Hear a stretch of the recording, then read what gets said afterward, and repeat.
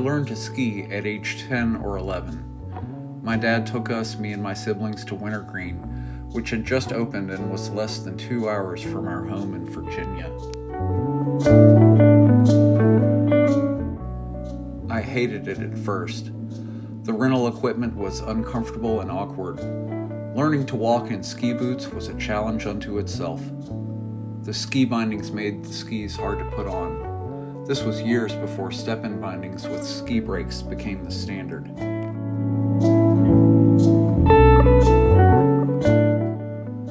After I took a lesson, something clicked and I was hooked. I spent the next several years consuming all things skiing. I followed FIS and Olympic alpine events, particularly men's downhill. When Franz Klammer won the downhill in the 1976 Olympics in Innsbruck, Austria, I was watching it on TV, sitting with my dad. It was one of the most thrilling sports events I had ever seen.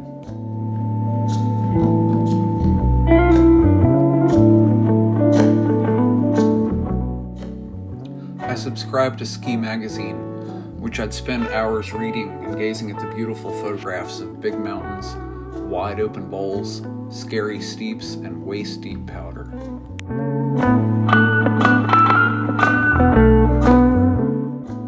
I went skiing as often as I could, and I would come to find out that it was never as often as I wanted to. As a teen too young to work, my options were limited. Still, I'd managed to go a handful of times each season, sometimes on bus trips with the ski club, sometimes church youth group trips.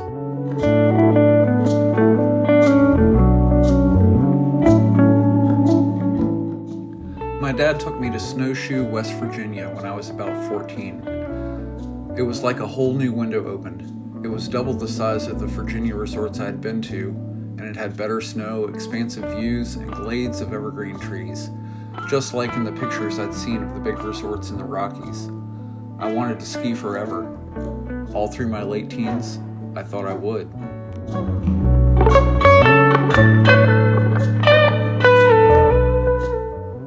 Well, you grow up, life gets in the way, and sometimes you live paycheck to paycheck. My ski trips became fewer and farther between. Some years I didn't go at all. One year's absence became 2 or 4. Last year, I realized it had been over 5 years since my last ski trip, which was a great day spent with my son at Snowshoe. I taught him to ski when he was not much bigger than a toddler, and he took to it like I did.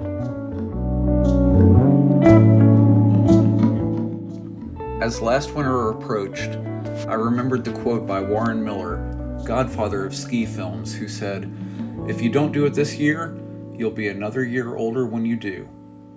So on the occasion of my 60th birthday and about the 50th year since I started skiing, I decided to live my childhood dream and finally ski the big mountains of the American West. How did it go?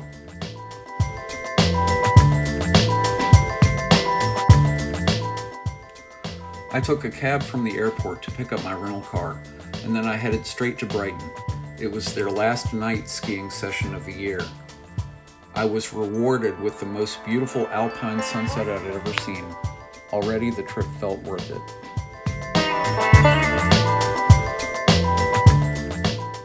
My beloved sister Linda would have turned 75 that day. As a happy coincidence, it was also a full moon.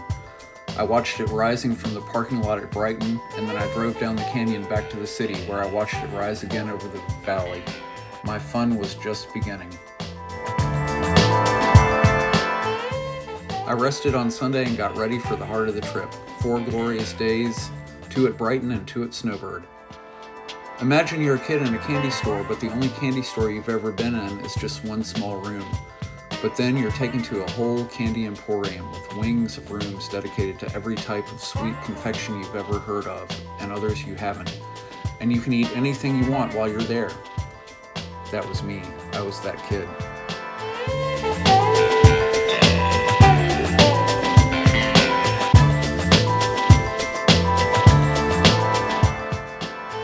For perspective, Snowbird Resort has 10 times the skiable acres of Snowshoe, the biggest mountain I had skied before.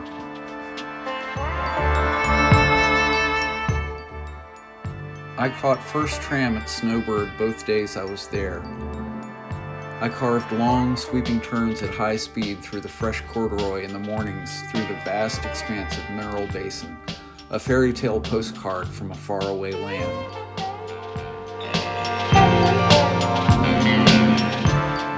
When the snow got soft, I moved over to the two valleys on the other side of the mountain, each with their own flavor. I skied hard, but also took breaks to look around and just enjoy being there in the moment. My second afternoon at Snowbird, the clouds rolled in and it started snowing. My last morning of skiing, I woke up to rain and I almost didn't go. But once I got to Brighton, it was snowing and it didn't stop all day.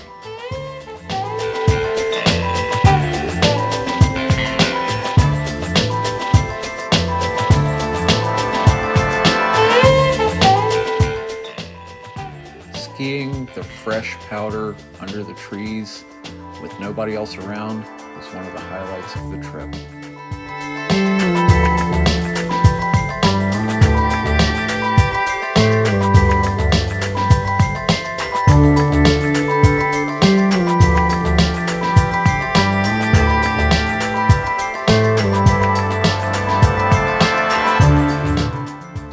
So how did I do?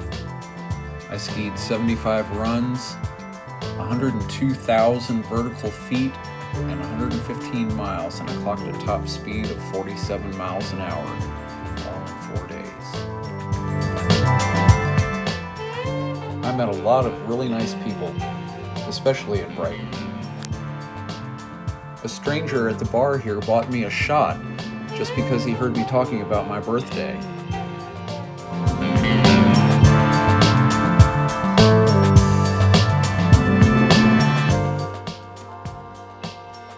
I left Utah tired and sunburned and sore, but with memories that will last me for the rest of my days.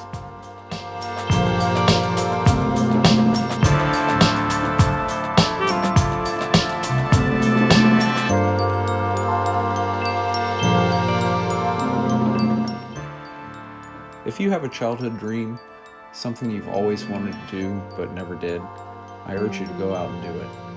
And do it through the eyes of a child. And always remember to think young.